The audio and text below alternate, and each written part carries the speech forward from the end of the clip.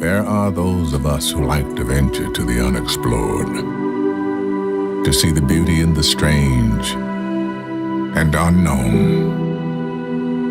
Those of us who go out there with a sense of wonder. It's the magic of risking everything for a dream that nobody sees but you.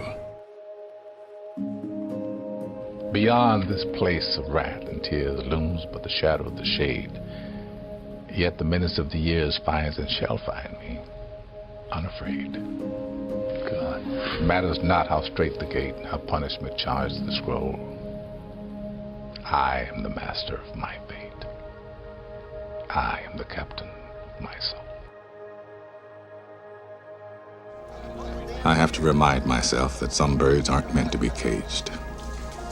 Their feathers are just too bright. And when they fly away, the part of you that knows it was a sin to lock them up does rejoice. Let me tell you about a voice. The one that whispers.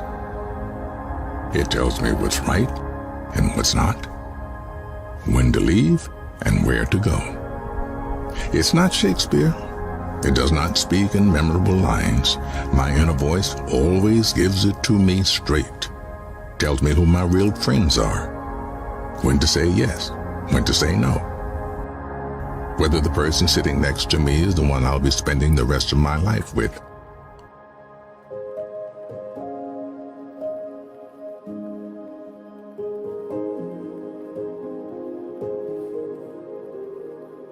You already know that dedication, hard work, and perseverance gives positive results.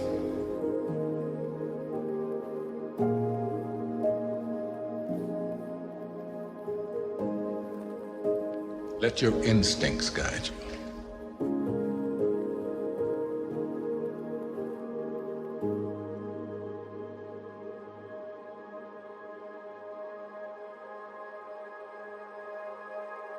Your 15 minutes are up. You better start thinking of something else.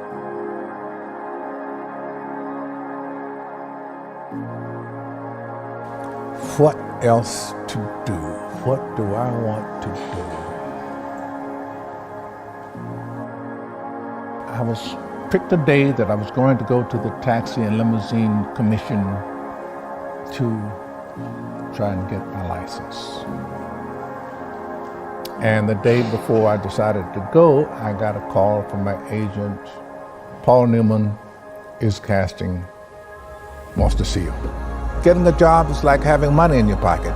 If you got it, you can get it. Strangely enough, so this was in September. By October, I had a TV job, an off-Broadway show.